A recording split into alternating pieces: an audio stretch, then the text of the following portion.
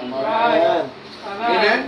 Kung naiintindihan mo yan, dapat ikaw magpahalaga ka sa ministry na kung anong meron ka. Amen.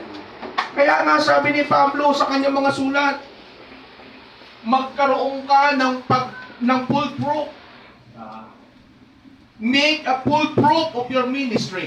Gampanan mo ng lubos ang ministry mo na yan. Kasi hindi yan nagmula sa tao. Yan ay galing sa ating Panginoon. Yan ang pinakamataas na atas. Hindi galing sa presidente. Hindi galing sa prime minister. Galing sa ating Panginoon.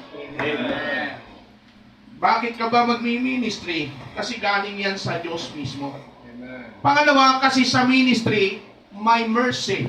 Amen. May habag ang Diyos. Praise God. Ang sabi ng Bible sa 2 Corinthians chapter 4 verse number 1, therefore, seeing we have this ministry, as we have what? Received mercy, we faint not. Amen.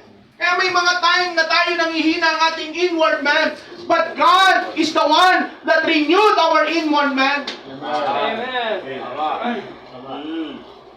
Amen? Akala nyo ba madaling magpastor?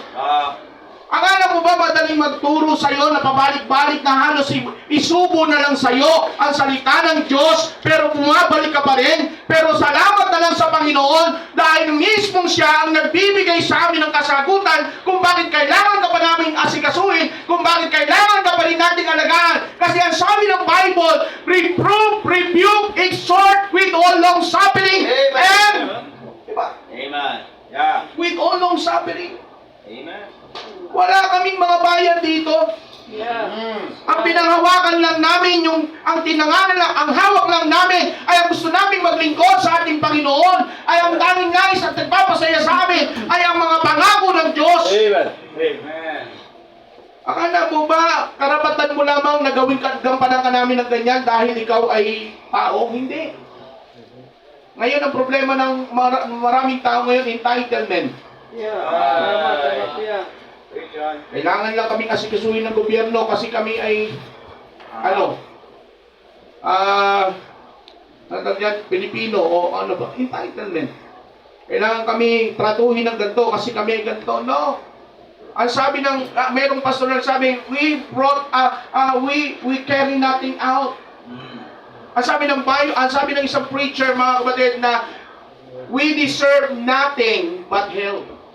Right. Right. Wala kang ibang maganda sa atin kundi impyerno. Right. Wala tayong ibang deserve kundi impyerno. Yeah. Pero pasalamat ka, inabot ka ng Diyos. Amen. Dito sa ministry, may mercy. May habag ang Diyos sa atin. Kaya ang sarap na mapunta tayo dito sa ministry. Ang sarap na makita nyo kung bakit kailangan kayong umanib sa ministry. May mercy ang Panginoon. Amen. Not only that, kasi sa ministry, your life can only become profitable. Ang buhay mo ay magiging kapaki-pakinabang lamang pag narito ka sa ministry. Ibig sabihin, lumabas ka sa ministry, yung buhay mo walang kwenta. Right. Kasi bakit? Pag hindi ka nagagamit ng Panginoon, kaaway ng Panginoon ang gumagamit sa iyo. Right. Maniwala ka sa hindi, yan ang totoo. Amen. Pag hindi ka nagpapagamit sa Diyos, nagpapagamit ka sa dyablo. Right. Tama po. Oh. Tama ba yun, Brad? Agree ka ba doon? Kasi kung hindi, lumuwas ka na dito.